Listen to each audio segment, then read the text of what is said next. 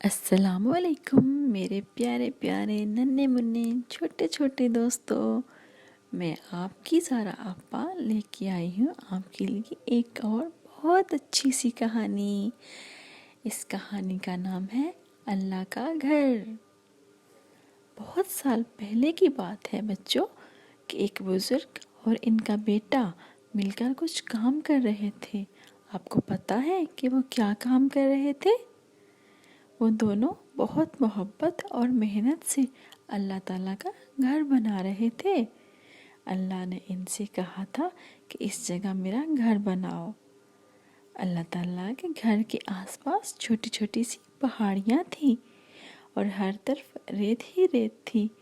بیٹا ریت اور مٹی ملا کر گارا بناتا اور باپ اس گارے سے دیوار بناتے جاتے۔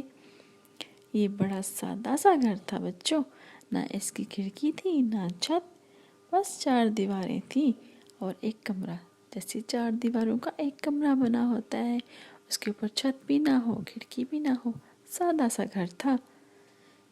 یہ گھر عرب کے شہر مکہ میں ہے اور بزرگ کا نام آپ جانتے ہیں بچوں، حضرت ابراہیم علیہ السلام تھا اور ان کے بیٹے کا نام حضرت اسماعیل علیہ السلام تھا۔ یہ دونوں اللہ تعالیٰ کے نبی تھے۔ اور بچوں، آج بھی ساری دنیا کے مسلمان یہاں جمع ہوتے ہیں اور اس جگہ اللہ تعالیٰ کی عبادت کرتے ہیں۔ اس عبادت کو حج کہتے ہیں۔ پتہ چلا بچوں آپ کو اللہ تعالیٰ کا گھر کس نے بنایا تھا؟